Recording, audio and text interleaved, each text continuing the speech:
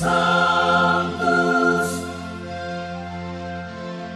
Sanctus, Sanctus Dominus Deus Sabaoth. Salam jumpa kembali saudara-saudariku yang terkasih dalam Tuhan kita Yesus Kristus.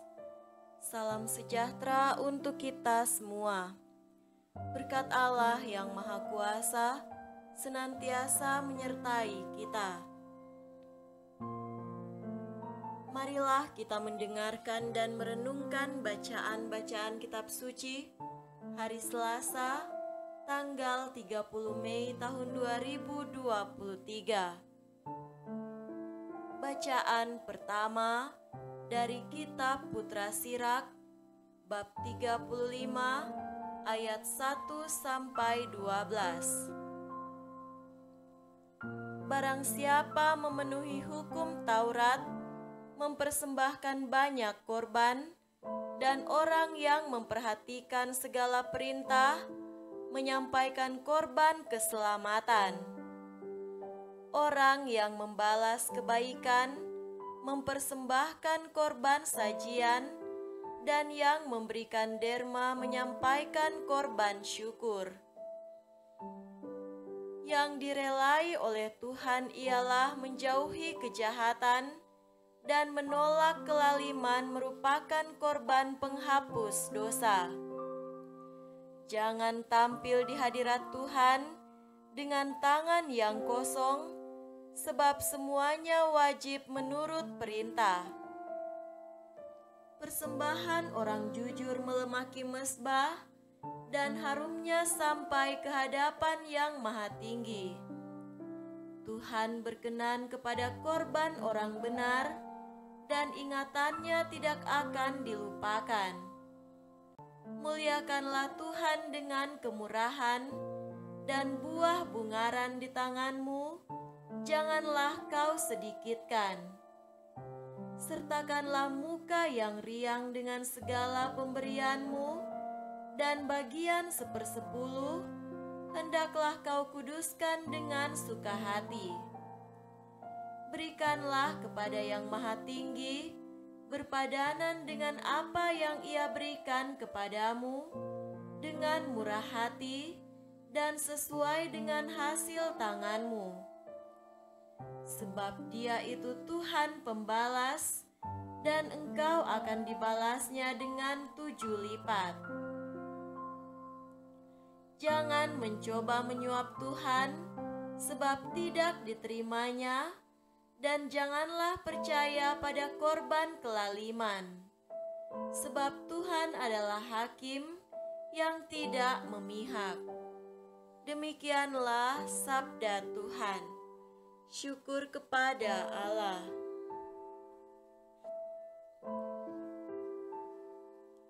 Semoga Tuhan beserta kita sekarang dan selama-lamanya.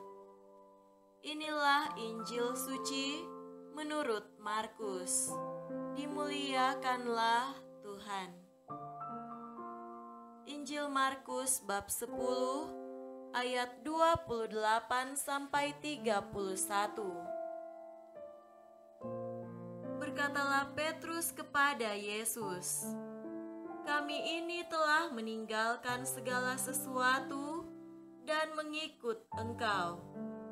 Jawab Yesus, "Aku berkata kepadamu, sesungguhnya setiap orang yang karena Aku dan karena Injil meninggalkan rumahnya, saudaranya laki-laki atau saudaranya perempuan, ibunya atau bapaknya, anak-anaknya atau ladangnya, orang itu sekarang pada masa ini juga akan menerima kembali 100 kali lipat.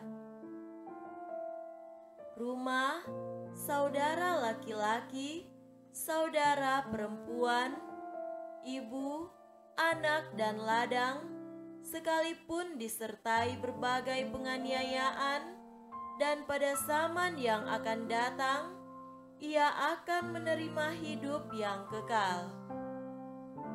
Tetapi banyak orang yang terdahulu akan menjadi yang terakhir, dan yang terakhir akan menjadi yang terdahulu. Demikianlah sabda Tuhan. Terpujilah Kristus.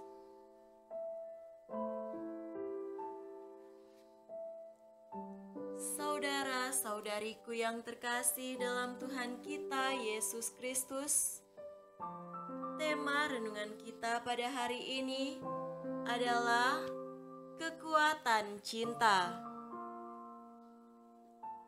Kita lahir, dibesarkan dan menjadi berdaya karena cinta. Begitulah pengakuan dan penghayatan manusia pada umumnya. Cinta adalah kekuatan yang berada di balik kelahiran seorang anak manusia.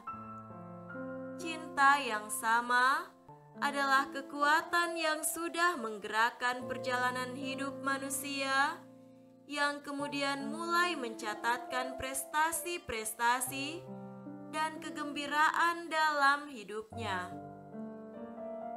Kita sungguh merasakan kekuatan cinta sepanjang perjalanan hidup kita.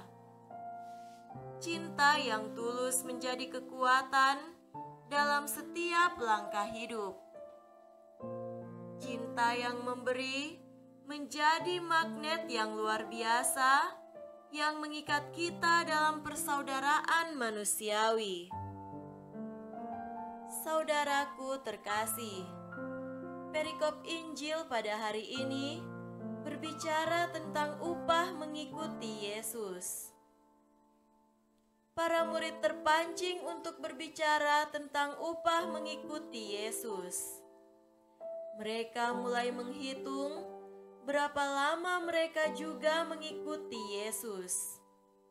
Mereka mulai cemas karena mulai menghitung juga apa saja yang sudah mereka tinggalkan sejak mereka memutuskan untuk mengikuti Yesus. Mereka gelisah, jangan-jangan mereka mengalami kerugian karena keputusan mengikuti Yesus. Mereka mulai mempertanyakan apa yang akan mereka dapatkan kalau mengikuti Yesus. Yesus menanggapi kecemasan mereka dengan mengarahkan perhatian mereka pada motivasi atau keputusan untuk mengikuti Yesus. Yesus mengajak mereka untuk berbicara dan mendalami kekuatan cinta. Keputusan mereka untuk mengikuti Yesus harusnya didasarkan pada cinta, yaitu cinta pada Yesus, cinta pada ajaran-ajarannya. Mengikuti Yesus berarti mencintai jalan hidup yang sudah ditunjukkannya.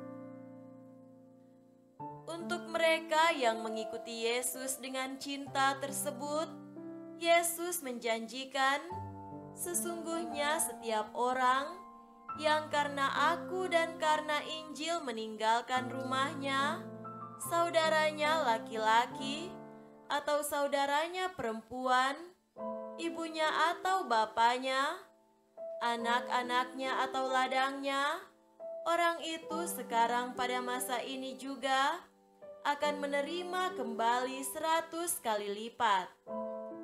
Rumah, saudara laki-laki, saudara perempuan, ibu, anak dan ladang, sekalipun disertai berbagai penganiayaan.